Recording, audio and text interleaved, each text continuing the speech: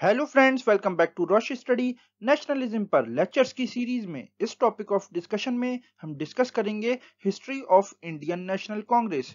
देखो, last lecture में हमने डिस्कस किया था about the revolt of 1857। Revolt of 1857 के बाद जो एक बहुत इंपॉर्टेंट इवेंट हुआ वो था formation of Indian national Congress. इस लेक्चर में हम डिस्कस करेंगे इंडियन नेशनल कांग्रेस का फॉर्मेशन कब हुआ, क्यों हुआ, कहाँ हुआ और इसके पीछे क्या ऑब्जेक्टिव्स थे। So there is a lot to know, a lot to discuss, but before we begin, अब आप रोश स्टडी के साथ घर बैठे तैयारी कर सकते हैं वेरियस टेस्ट, कॉम्पिटिशन्स और एग्जाम्स के। हमारे लेक्चर्स का पीडीएफ डाउनलोड करने के लिए टेलीग्राम चैनल रोश स्टडी को सब्सक्राइब करें और हमको फॉलो करें ऑन इंस्टाग्राम एंड फेसबुक।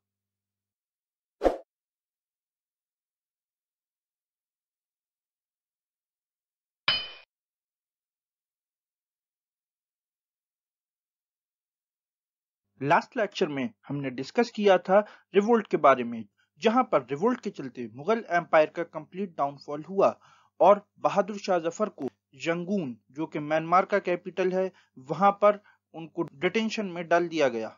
और रिवोल्ट के खत्म हो जाने के बाद क्वीन विक्टोरिया ने इंडिया को डायरेक्ट अपने कंट्रोल में ले लिया था और ब्रिटिश ईस्ट इंडिया का स्टेटस टर्न डाउन कर दिया था। उसको अब एक मिलिट्री कंपनी से चेंज कर दिया था एक ट्रेडिंग कंपनी में। तो देखो, रिवोल्ट के बाद फिर क्या हुआ। अब ब्रिटिश और इंडियंस एकदम आमने सामने थे, बिकॉज इससे पहले मुगल एम्पायर के बीच में होने के कारण मुगल एम्पायर काम कर रहा था एक बफर के तौर पर, एक सेफ्टी वॉल्व के तौर पर for the Britishers. But after 28 years Britishers को रियलाइज हुआ कि हमको अपने और इंडियंस के बीच में चाहिए एक ऐसा बफर प्लेटफॉर्म या एक ऐसा सेफ्टी वॉल्व जिसके थ्रू हम रूल कर सकें इंडिया को। और इसके चलते दिसंबर 28, 1885 को एक retired British officer Allan Octavian Hume ने इंडियन नेशनल कांग्रेस को फॉर्म किया इन मुंबई।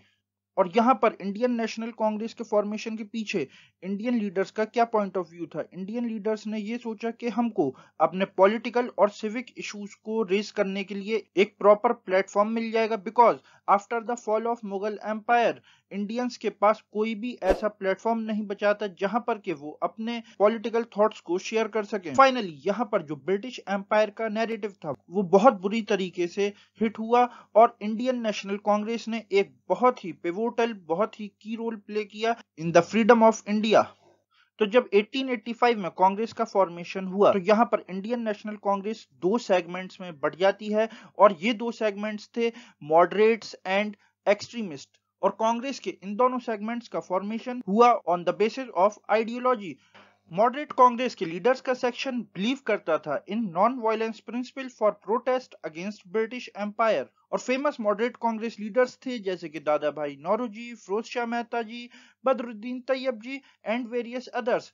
आप लोग मुझे कमेंट सेक्शन में ये बताओ कि दादा भाई नौरोजी का टाइटल क्या है। और कांग्रेस का दूसरा सेक्शन था एक्सट्रीमिस्ट। एक्सट्रीमिस्ट लीडर्स बिलीव करते थे in agitations, strikes, boycotts for protest against British.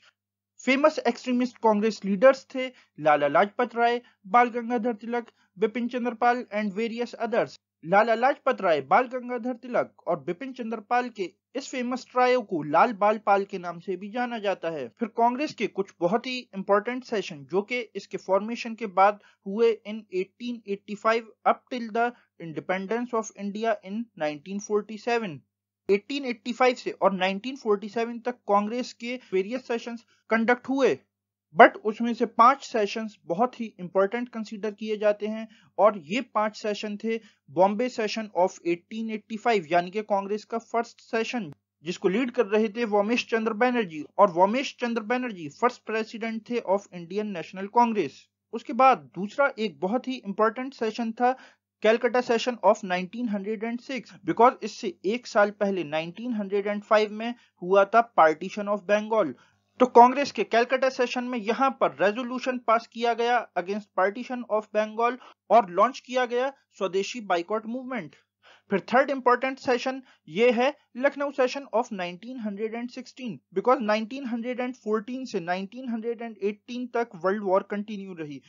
तो यहाँ पर लखनऊ सेशन में इंडियन नेशनल कांग्रेस और ऑल इंडिया मुस्लिम लीग ने आपस में हाथ मिलाया to strengthen the national freedom movement. फिर इसके बाद इंपॉर्टेंट सेशन कंसीडर किया गया कैलकाटा सेशन ऑफ 1920 बिकॉज 1919 में जलियांवाला बाग मैसेकर और खिलाफत मूवमेंट के चलते यहाँ पर इंडियन नेशनल कांग्रेस के 1920 के कैलकाटा सेशन में रेजोल्यूशन पास किया और लॉन्च किया नॉन कोऑपरेशन मूवमेंट। और last important session Lahore session of 1929 जहां पर रेजोल्यूशन पास किया गया on Purna Swaraj and civil disobedience movement.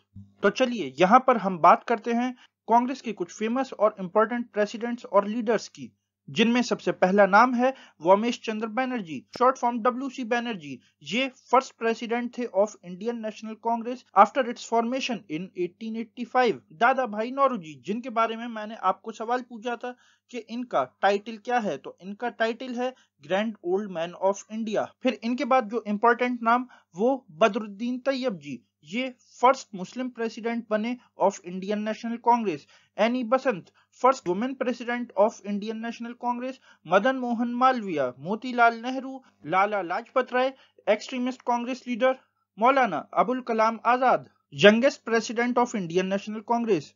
Mahatma Gandhi, Pandit Jawaharlal Nehru, first prime minister, defence minister, external affairs minister of India.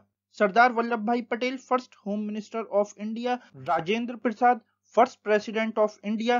Subhash Chandra Bose, a legendary freedom fighter. और finally India के independence के वक्त इन 1947 कांग्रेस के प्रेसिडेंट थे JB कृपलानी। तो ये थी कांग्रेस की एक ब्रीफ हिस्ट्री। वैसे कांग्रेस को grand old party of India भी बोला जाता है। कांग्रेस के इंपॉर्टेंट सेशंस और कांग्रेस का role in Indian freedom movement पर भी हमारा सेपरेट लेक्चर अवेलेबल है, जिसका लिंक आपको इस वीडियो के डिस्क्रिप्शन में मिल जाएगा। तो मैं आशा करता हूँ यहाँ आपको इस लेक्चर में काफी कुछ जानने को मिला। Thanks for listening. Okay, bye.